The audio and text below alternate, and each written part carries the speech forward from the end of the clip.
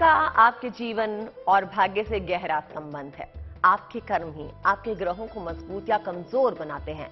धन का आगमन हो, धन का लाभ लगातार जीवन में बना रहे, इसके लिए जीवन में बेहतर रोजगार ही एकमात्र जरिया माना जाता है। तो ऐसे में कर्म के दाता शनि आपकी नौकरी और व्यवसाय पर असर रखते हैं।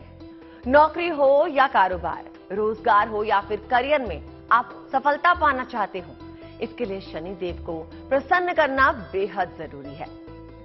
नीलांजन समाभासं रविपुत्रं यमाग्रजं छायामार्तण्ड सम्भूतं तं नमामि शनैश्वरम्।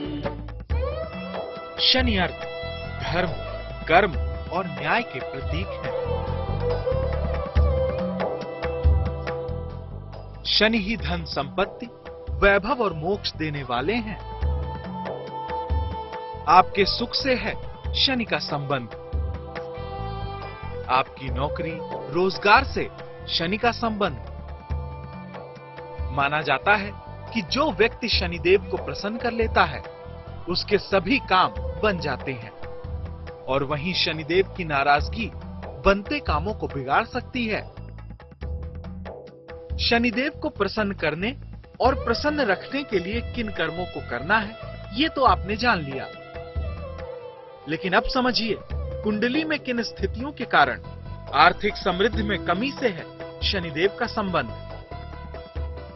शनिदेव को दरिद्र नारायण भी कहा जाता है, अर्थात जो निचले तबके के लोग हैं, इनके कारक ग्रह माने जाते हैं। ऐसे में आवश्यकता की जो वस्तुएं हैं, समय समय पर, विशेष करके माघ मास में, विशेष करके किसी पुण्यदायक समय पर, विशेष करके चंद्र ग्रहण या सूर्य ग्रहण के समय, दरिद्र नारायण होने के कारण इनको जो गरीब लोग हैं उनको दान करिए। अगर आप अपने से ओहदे में जो छोटे लोग हैं, यानी आपके अंडर जो काम कर रहे हैं, उन लोगों से बदतमीजी से बात करते हैं, कठोरता से बात करते हैं, आप शब्दों का प्रयोग करते हैं, तो शनि देव जो है आपसे नाराज हो जाते हैं। अगर आप जरूरतमंद लोगों की सहायता करते हैं तो आपको शनि देव जो है अच्छा प्रभाव ही देते हैं। क्यों? क्योंकि आखिर कर्म के देव ही तो हैं शनि देव। अगर शनि कुंडली के अशुभ भावों में हो, अगर शनि नीच राशि में हो या सूर्य के साथ हो, अगर कुंडली में प्रतिकूल शनि हो और शनि की 7.5 या ढया चल रही हो, अगर बिना सही निर्णय के आपने नीलम धारण कर लिया हो, अगर व्यक्ति का आचरण शुद्ध ना हो, बुजुर्गों का अनादर करता हो। शनि के शुभ प्रभाव में वृद्धि के लिए, जैसे जन्म कुंडली में विद्यमान है और राहु से दृष्ट हो रहे हैं या किसी अन्य ग्रहों के प्रभाव में शुभ परिणाम नहीं दे पा रहे हैं, पूर्ण फल नहीं दे पा रहे हैं, तो ऐसी स्थिति में आप मूल कुंडली के अनुसार विचार करते हुए नीलम रत्न धारण कर सकते हैं। विशेष करके वृषभ लग्न, तुला लग्न, मकर लग्न और कुंभ लग्न के लोग नीलम रत्न धारण करके विशेष लाभ प्राप्त कर सकते हैं। इसलिए ही मनुष्य के जीवन में कर्म बहुत महत्व रखते हैं। जैसा कर्म वैसा जीवन। तो शनिदेव के दंश से बचने के लिए अच्छे कर्म कीजिए, क्योंकि कहते हैं किसी व्यक्ति का शनि उच्च होता है, शनिदेव उस पर प्रसन्न होते हैं तो रंक से राजा बना सकते हैं। इसी वजह से लोग शनिदेव को प्रसन्न करने के लिए कई तरह के उपाय खोजते हैं।